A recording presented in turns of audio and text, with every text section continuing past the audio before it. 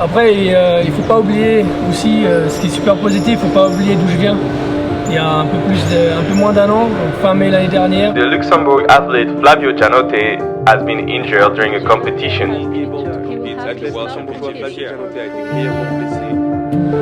Une épée cassée, elle m'est rentrée dans la jambe. J'étais à l'hôpital, je me suis fait opérer 2 fois. J'ai passé un gros mois, 1 mois et demi à l'hôpital. J'ai dû reapprendre à marcher. Après, je me suis fait la cheville, j'ai le coude. Donc, je viens quand même d'une saison avec beaucoup de problèmes.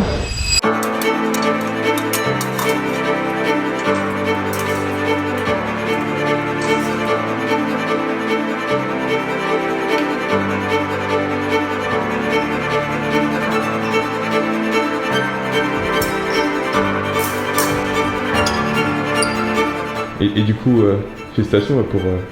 Ah merci. Franchement, je m'attendais vraiment pas à ça. Enfin, ce matin, j'ai fait une poule de merde. Enfin, j'ai fait une poule où j'étais pas trop content, tu vois. 2 victoires, 4 défaites. Je croyais que j'étais perdu, j'étais tout seul, j'avais pas d'entraîneur, j'ai pas pu venir avec mon entraîneur parce que c'est quand même cher de payer 2 avions de chambre et tout. Donc, j'étais un peu perdu. J'ai perdu le premier match, j'ai perdu le deuxième, après j'en gagne un. Bref, j'en gagne 2, j'ai 2 victoires, 4 défaites, un 10-6. Je croyais que c'était terminé. Je suis monté dans les tribunes, je me suis assis dans mon coin, j'ai pris mon téléphone, j'ai envoyé un message à mon maître d'armes, mon entraîneur. J'ai dit j'en ai marre, laisse tomber. Il y a des moments dans la vie, t'as plus envie. Ça faisait un moment que je faisais plus de résultats et tout. Bon.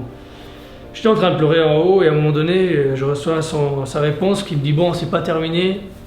Tu bouges ton cul et t'arrêtes de chialer, t'arrêtes de faire le con là, tu vaux plus que ça. Et j'ai regardé, j'étais le dernier à passer, le dernier. Donc ça voulait dire que je prenais un mec super fort, mais bon, ça tu le sais. Et tu sais ce qui était marrant? Vu que mon coach était pas là, et avec le décalage horaire, il était rentré de l'entraînement, et en fait j'avais quelqu'un qui filmait mon match, et dans les pauses, donc les minutes de pause, je venais, je prenais le téléphone, donc je parlais avec mon coach, il me disait ouais écoute fais ça et ça et ça, donc on était en FaceTime, j'avais pas de problème, je redonnais le truc, donc en vrai je me suis fait coacher en live par FaceTime, vu qu'il était pas derrière, donc c'était assez marrant, et ça m'a bien aidé, et donc je suis super content. Donc voilà, un jour de pause, demain on va encourager Lise Fauch, l'autre luxembourgeoise qui est ici, et il faut bien s'aider un peu. Et dimanche, numéro 1 mondial, Borel, Yannick Borel. Il a fait quoi? Il a gagné les 4 dernières Coupes du Monde, un truc comme ça. Il a enchaîné championnat d'Europe. Champion de France, champion d'Europe, champion du monde. Il a gagné le Grand Prix de Cali l'an dernier. Ouais. Et ensuite, il a gagné la première Coupe du Monde qu'il a fait, le Grand Prix de Doha. Le Grand Prix de Doha, après il a plus rien refait. Donc... Après, il a perdu avant Budapest Vancouver ou Budapest. Budapest contre Minobé. Il a moins bien fait. Bref, premier mondial, champion olympique par équipe. Donc ouais, ça va être quelque chose. Après, je sais que ça va être hyper dur. Je m'attends peut-être pas à faire un résultat extraordinaire, mais tout est faisable. La dernière fois que j'ai été le dernier à passer les poules, je me suis retrouvé à tirer contre le champion olympique. C'était en 2007 au championnat du monde et je disais la même chose et à la fin j'avais gagné. Donc... 2017. 2017. On t'a dit 2007. Ah ouais, non, 2017 au championnat du monde. Donc ouais, tout est faisable.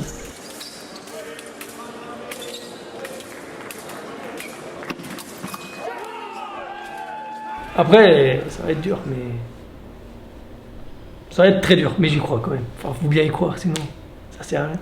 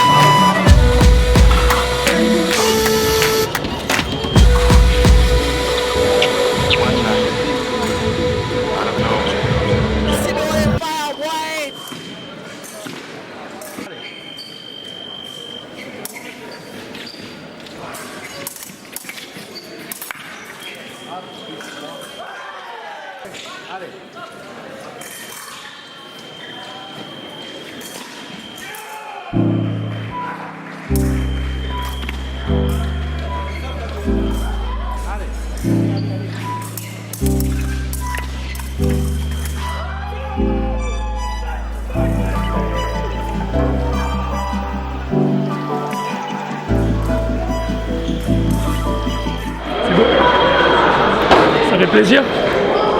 Je m'attendais pas à ça, enfin, c'est le meilleur du monde en ce moment. Donc, tout mon respect à lui. Super match, je suis content de l'avoir battu, ça change pas qu'il reste un mondial et que ça reste le meilleur du monde. Donc oui, j'y croyais certainement, mais il faut pas oublier que c'est le premier mondial, donc c'est pas n'importe qui. Et ouais, hyper content, mais le problème là, c'est qu'il faut rester humble.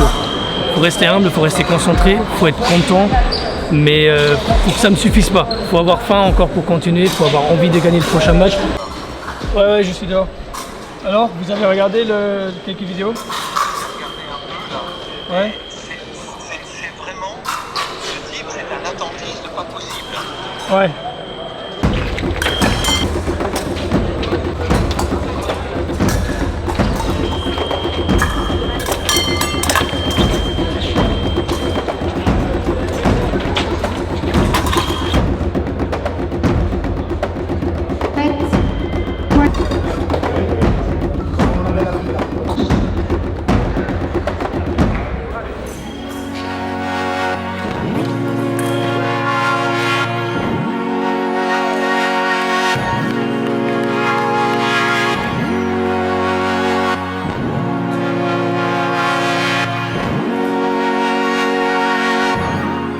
Je m'en veux un peu parce que j'ai l'impression de ne pas avoir tout essayé, surtout à la fin, de ne pas avoir changé de jeu.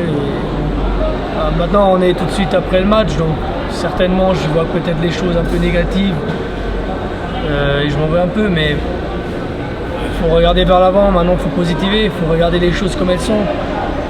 J'ai pas failli passer les poules, j'ai sorti 2 super gros matchs, Butsi, Garozzo, un des meilleurs mondiaux. J'ai sorti numéro 1 mondial, qui était invaincu depuis un bon moment. En plus, j'ai gagné 15-9, donc c'est pas un match raccroché. Là, bon, j'aurais pu faire mieux, mais c'est positif. C'est le début de la qualification olympique, l'année est longue. Maintenant, il faut apprendre de ses erreurs, il faut regarder vers l'avant, il faut améliorer ça.